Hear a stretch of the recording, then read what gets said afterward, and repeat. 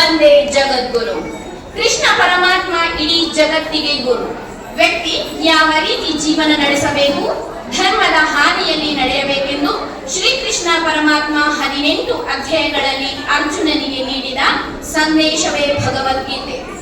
ಶ್ರಾವಣ ಮಾಸದಲ್ಲಿ ಬರುವ ಕೃಷ್ಣ ಪಕ್ಷದ ಅಷ್ಟಮಿ ಕೃಷ್ಣನು ಹುಟ್ಟಿದ ದಿನ. ಅಷ್ಟಮಿಯ ಮಧ್ಯರಾತ್ರಿ ಕಾರಾಗೃಹದಲ್ಲಿ ಕೃಷ್ಣನ ಜನನವಾಯಿತೆಂದು ಪುರಾಣಗಳಲ್ಲಿ ಉಲ್ಲೇಖಿಸಲಾಗಿದೆ. ದೇವನೊಬ್ಬ ನಾಮ ಹಲವು ಅನ್ನುವಂತೆ ವ್ಯಕ್ತಿಯೊಬ್ಬ ವ್ಯಕ್ತಿತ್ವ ಹಲವು ಅನ್ನುವುದಕ್ಕೆ ಶ್ರೀಕೃಷ್ಣ ಪರಮಾತ್ಮನೇ ಉದಾಹರಣೆ. ಒಂದೇ ಜನ್ಮದಲ್ಲಿ 100 ಪಾತ್ರಗಳನ್ನು ವಹಿಸಿದ ಶ್ರೀಕೃಷ್ಣ ನಮ್ಮ ಭಾವಕ್ಕೆ ತಕ್ಕಂತೆ ಗೋಚರಿಸುತ್ತಾನೆ.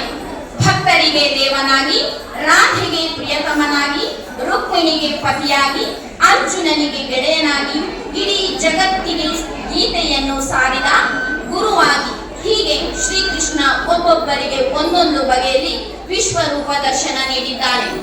ಶ್ರೀಕೃಷ್ಣ ಜನ್ಮಾಷ್ಟಮಿಯ ಪ್ರಯುಕ್ತ ರಾಜ್ ಅಕಾಡೆಮಿ CBSE ಶಾಲೆಯಲ್ಲಿ ಇಂದು ನಾವು ಶ್ರೀಕೃಷ್ಣನ ಪವಿತ್ರ ಜೀವನವನ್ನು ಆಚರಿಸಲು ಮತ್ತು ಅವನ ಲೀಲೆಯನ್ನು ನಿಜವಾದ ಆನಂದದೊಂದಿಗೆ ಆಚರಿಸಲು ಸೇರಿದ್ದೇವೆ.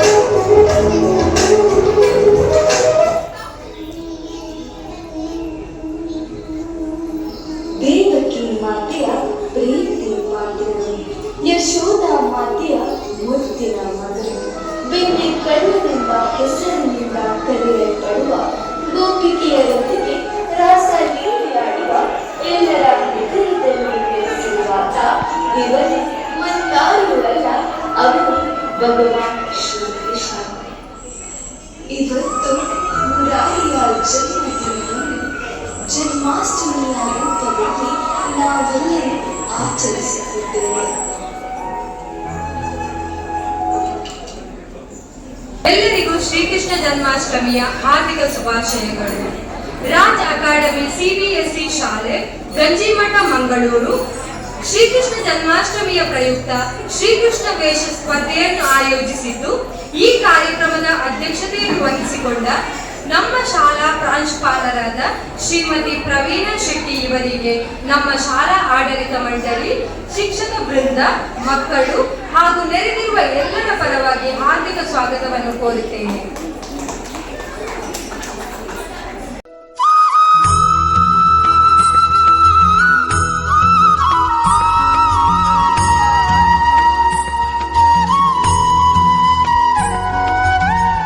ಕೃಷ್ಣವೇಷ ಸ್ಪರ್ಧೆಯ ವೇದಿಕೆಯಲ್ಲಿ ಅಧ್ಯಕ್ಷತೆಯನ್ನು ವಹಿಸಿ ಉಪಸ್ಥಿತಿರುವ ಈ ಶಾಲೆಯ ಪ್ರಾಂಶುಪಾಲರಾದ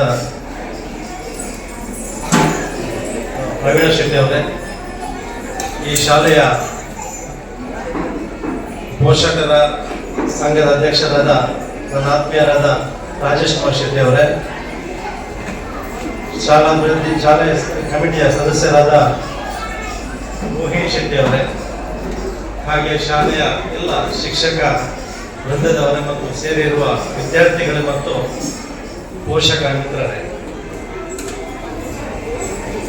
ಈಗ ನಾವು ಕೆಲವೊಂದು ಮಕ್ಕಳನ್ನ ಕೃಷ್ಣವೇಷ ಧರಿಸಿ ವೇದಿಕೆಯತ್ತ ಬರುವುದನ್ನು ಗಮನಿಸಿದ್ದೇವೆ. ಕೃಷ್ಣವೇಷ ಧರಿಸುವಂಥದ್ದು ವರ್ಷಕ್ಕೊಮ್ಮೆ ಶ್ರೀಕೃಷ್ಣ ಜನ್ಮಾಷ್ಟಮಿ ಎಂದು ನಡೆಯುತ್ತಿದ್ರೂ ಕೂಡ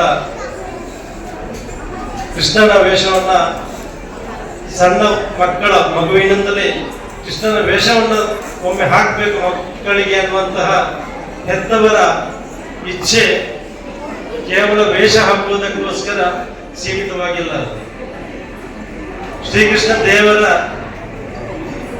ಅವರು ಜೀವಿಸಿದ ರೀತಿ, ಅವರಂತೆ ನನ್ನ ಮಕ್ಕಳು ಕೂಡ ಸೂಕ್ಷ್ಮಮತಿಯಾಗಲಿ, ಅವರಂತೆಯೇ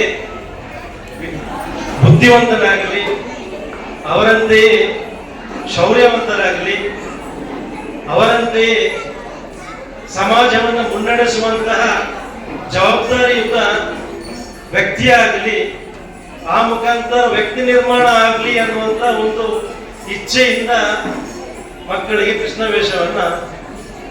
ಕಾರ್ಯಕ್ರಮದ ಮುಖ್ಯ ಅತಿಥಿ ಶ್ರೀ ರೂಪೇಶ್ ಕುಮಾರ್ ಶೆಟ್ಟಿ, ನಮ್ಮ ಶಾಲಾ 9ನೇ ತರಗತಿಯ ಹೆತ್ತವರು ಸಹ ಹೌದು. ಹಾಗೆಯೇ PTA president Shri Rajkumar Shetty, PTA representative Shrimati Rohini Shetty, ನೆರೆದಿರುವ ಎಲ್ಲ ಆತ್ಮೀಯ ಹೆತ್ತವರೇ, ಎಲ್ಲ ಸಾರ್ವಜನಿಕರೇ, ಇವತ್ತು ಭಾಗವಹಿಸುವ ಎಲ್ಲ ಪುಟಾಣಿಗಳೇ, ಈ ಕಾರ್ಯಕ್ರಮವನ್ನು ನಾವು ಶಾಲೆಯಲ್ಲಿ ಹಮ್ಮಿಕೊಂಡಿದ್ದು ಇದರ ಉದ್ದೇಶವೇನೆಂದರೆ ನ್ಯಾಷನಲ್ ಎಜುಕೇಶನ್ ಪಾಲಿಸಿ 2020 ಅಂತ ಬಂದಿದೆ. ಅದರ ಪ್ರಕಾರ ನಮ್ಮ ಭಾರತದಲ್ಲಿ ಭಾರತೀಯ ಶಿಕ್ಷಣವು ಭಾರತೀಯ ಸಂಸ್ಕೃತಿಯ ಅಡಿಪಾಯದಲ್ಲಿ ಶಿಕ್ಷಣವಿರಬೇಕು ಎಂದು ಹೇಳುತ್ತದೆ. ಭಾರತೀಯ ಸಂಸ್ಕೃತಿಯನ್ನು ನಮ್ಮ ವಿದ್ಯಾರ್ಥಿಗಳಿಗೆ ಕಲಿಸಿಕೊಡಬೇಕು ಅಂತ ಸಹ ಇದು ಸಜೆಷನ್ ಮಾಡುತ್ತದೆ.